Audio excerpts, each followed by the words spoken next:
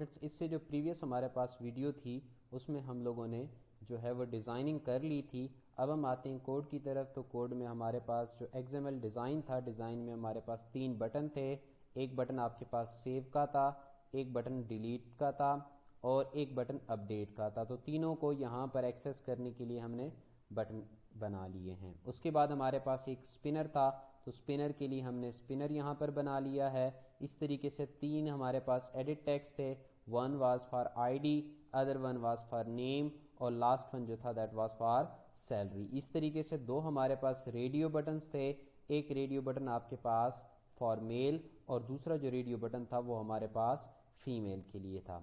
इस तरीके से बटन को हम लोगों ने इनिशलाइज कर लिया, ठीक है, तीनों की तीनों बटन्स को। उसके बाद हमारे पास जो स्पिनर था, स्पिनर की भी हमने इनिशलाइजेशन कर ली। उसके बाद हमारे पास जो एडिट टेक्स्ट था, जो आईडी वाला था, उसको भी हमने इनिशलाइज कर दिया। और उसके बाद जो नेम के लिए हमारे पास एडिट टेक्स्ट था उसको भी हमने इनिशलाइज किया। तो लास्ट टाइम मेरे पास एक स्टूडेंट की क्यूरी आई थी, उसको एक इशू था। तो देखिए यहाँ पर आपने असाइनमेंट का ऑपरेटर यूज़ करना है, डॉट यूज़ नहीं करना। तो अगर आप डॉट यूज़ करेंगे तो उससे आपके पास ये वाली जो बटन होगा या यहाँ पर एडिट टेक्स्ट होता है, यहाँ पे टेक्स्ट व्यू होता है, या फिर यहाँ पर कोई स्पिनर होता है, तो वो एक्चुअली इनिशलाइज हुए बगैर किसी मेथड को कॉल करेगा। तो जब ये इनिशलाइज नहीं होता, तो अगर इस स्टेटमेंट से पहले की अगर मैं बात करूं तो btn डिलीट में जो वैल्यू होगी that will be null value. तो अगर किसी वेरिएबल में नल वैल्यू हो और आप उसके साथ डॉट लगा के किसी मेथड को कॉल करने की कोशिश करते हैं, तो वो हो सकता है उस टाइम पे आपको सिंटैक्स पॉइंट ऑफ व्यू से एरर ना दे, बट जब वो आपकी एप्लीकेशन एग्जीक्यूट होना स्टार्ट होगी तो उस टाइम के ऊपर उसमें जो एक्सेप्शन आएगी that will be called null pointer exception. तो नेम के बाद जो नेक्स्ट हमारे पास है दैट इज़ फॉर सैलरी, तो हमने उसको भी इनिशलाइज कर लिया क्योंकि यूज़र की सैलरी भी हमने गेट करनी है। फिर रेडियो बटन मेल वाले को भी हमने इनिशलाइज कर लिया। और आपके पास जो रेडियो बटन फॉर फीमेल है, फीमेल को भी हमने इनिशलाइज कर लिया। उसके बाद हमें डेफिनेटली स्पिनर को जो है वो पॉपुलेट करना है, तो उसका एडॉप्टर सेट करना पड़ता है। तो एडॉप्टर सेट करने के लिए हमारे पास डेटा होना चाहिए। इससे पहले मैं एरे लिस्ट को यूज़ कर रहा था, बट यहाँ पर मैं स्ट्रिंग टाइप की एरे यूज़ कर रहा हूँ। तो अगर आप एरे लिस्ट यूज़ करना चाहते हैं तो उसके लिए डेफिनेटली फिर आपको बाद में ये वैल्यूज़ जो है वो ऐड करनी पड़ेंगी। तो हम एज्यूम कर रहे हैं कि हमारे पास एक फाइनेंस का डिपार्टमेंट है, एक मार्केटिंग का डिपार्टमेंट है, एक HR का डिपार्टमेंट है और एक हमारे पास जो है वो प्रोडक्शन डिपार्टमेंट है।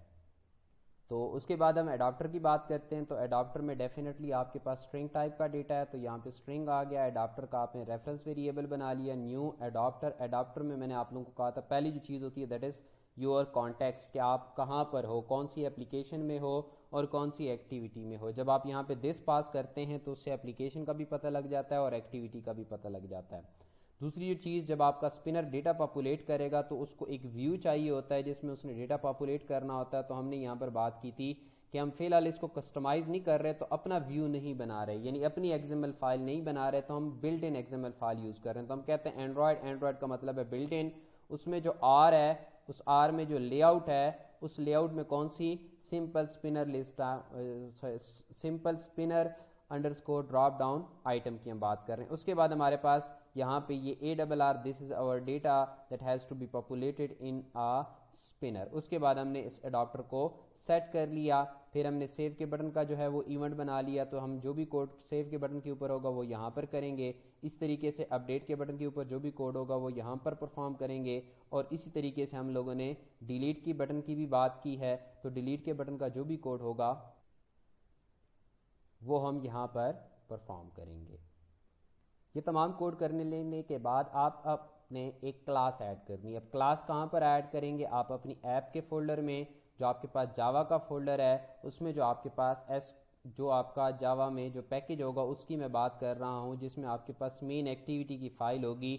आपने अब उसमें एक क्लास ऐड करनी है। तो क्लास ऐड करने के लिए आपने करना ये है, यहाँ पर राइट क्लिक करेंगे, न्यू, और न्यू में आपने सेलेक्ट करना है जावा क्लास को। तो यहाँ से जावा क्लास के ऊपर आप क्लिक करेंगे। तो क्लिक करने के बाद अब आपने क्लास का जो नेम रखना है वो आपने रखना है DB हेल्पर। ये लाजमी नहीं है, बट जो आपके पास नोट्स हैं, नोट्स में जो नेम है दैट इज़ DB हेल्पर। उसके बाद आपने जो दूसरी चीज़ जिसको फोकस करना है that is the super class. आपने यहाँ पे सुपर क्लास का नाम भी मेंशन करना है। अगर यहाँ पर मेंशन नहीं करेंगे तो बाद में आपको फिर वो एक्सटेंड कोड एक्सटेंड्स का कीवर्ड लगाकर फिर आपको कोड कुछ इंस्ट्रक्शंस लिखनी पड़ेंगी। तो उन इंस्ट्रक्शन से बचने के लिए अब आपने यहाँ पे लिखना स्टार्ट करना है that is SQL light open helper. तो दैट इज़ यूर क्लास। आपने इसके ऊपर क्लिक करना है तो ये सिलेक्ट हो जाएगा। जब ये सिलेक्ट हो जाएगा उसके बाद आपने सिंपल यहाँ से ओके के बटन के ऊपर क्लिक करना है।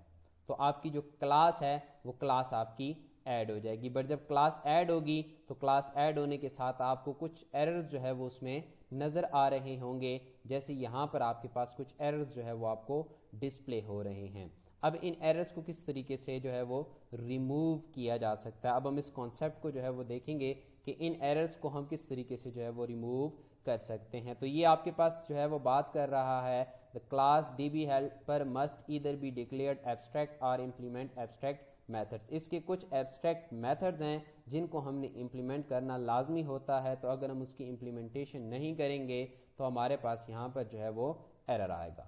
तो उनको इम्प्लीमेंट करने के लिए आपने सिंपल यहाँ पर क्लिक करना है और आल्ट एंटर प्रेस करना है। जब आप आल्ट एंटर प्रेस करेंगे तो आपके पास ये ऑप्शन आ जाएगा इम्प्लीमेंट मेथड्स। आपने इस इम्प्लीमेंट मेथड्स के ऊपर क्लिक करना है तो ये आपको इस तरीके से ऑप्शन देगा। आपने सिंपल ओके कर लेना है तो आपके पास ये दो इम्प्लीमेंटेशन आ जाएगी। थर्ड जो चीज़ है दैट इज़ अ कंस्ट्रक्टर। इस क्लास में कंस्ट्रक्टर होना लाजमी चाहिए। तो हम इस क्लास में एक कंस्ट्रक्टर बना देते हैं। तो हम कहेंगे पब्लिक DB हेल्पर कंस्ट्रक्टर और उसमें एक कॉन्टेक्स्ट आपने पास करना है दैट इज कॉन्टेक्स्ट। तो वो मैं बाद में बताता हूँ कि आपको what is mean by context. तो कॉन्टेक्स्ट को आप यहाँ पर क्लिक करेंगे आल्ट एंटर और यहाँ पर आपने करना ये है कि आपने लिखना है सुपर में आपने पास करना है कॉन्टेक्स्ट के बाद आपने पास करना है यहाँ पे DB नेम और यहाँ पर आपने पास करना है दैट इज नल और यहाँ पर आपने पास करना है दैट इज 1।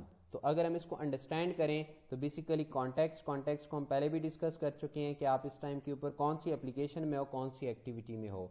जो डेटाबेस का नाम आपने रखना है, जिस नेम से डेटाबेस क्रिएट करनी है उसका नाम यहाँ पर मेंशन करना है। ये आपके पास कर्सर फैक्ट्री होती है, इसको फिलहाल जानने की ज़रूरत नहीं है। यहाँ पर हम नल ही पास करेंगे और साथ में यहाँ पर आपके पास जो है वो वर्जन की बात होती है कि ये कौन सा वर्जन है आपके पास डेटाबेस का। क्यों? क्योंकि जब आपकी एप्लीकेशन अपडेट होती जाती है तो आपकी डेटाबेस का वर्जन भी साथ साथ में जो है वो अपडेट होता जाएगा। तो उस हवाले से यहाँ पे कौन सा वर्जन है, तो बाय डिफ़ॉल्ट जो फर्स्ट वर्जन होता है दैट इज़ वर्जन 1।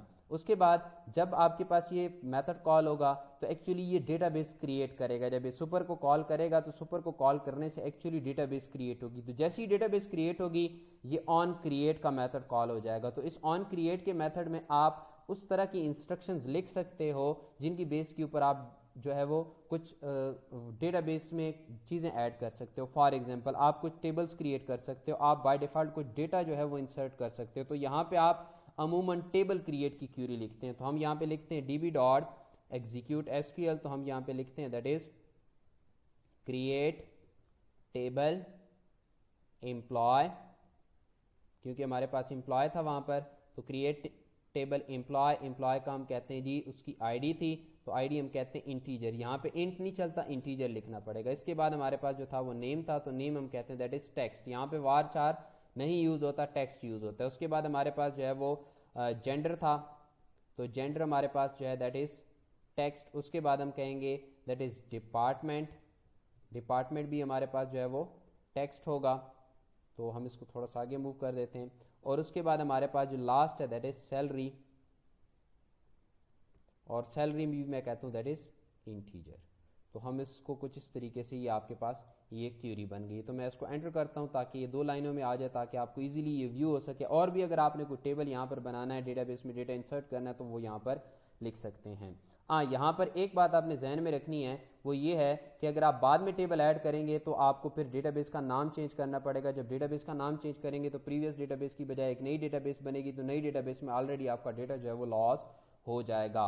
तो आपको फिर मैनुअली हो सकता है कुछ इंस्ट्रक्शंस इस तरीके से जो है वो एग्जीक्यूट करनी पड़े। अगर आपने टेबल को इंक्रीज करना है या टेबल में कुछ चेंज आता है जिससे आपके पास स्कीमा में चेंज आता है, यानी कोई कॉलम ऐड होता है, कोई कॉलम रिमूव होता है, तो अगर आप यहाँ पे इंस्ट्रक्शन लिखेंगे तो ये मेथड सिर्फ एक दफ़ा कॉल होगा जब आपके पास डेटाबेस क्रिएट होगी। इस तरीके से इसी के नीचे एक और मेथड है that is on upgrade. On upgrade आपका तब कॉल होगा जब आपकी एप्लीकेशन में अपग्रेडेशन आएगी। तो एप्लीकेशन में अपग्रेडेशन से डेफिनेटली आपके पास डेटाबेस चेंज होगी, तो डेटाबेस चेंज करने के लिए आपके पास ऑन अपग्रेड का मेथड जो है वो कॉल होगा।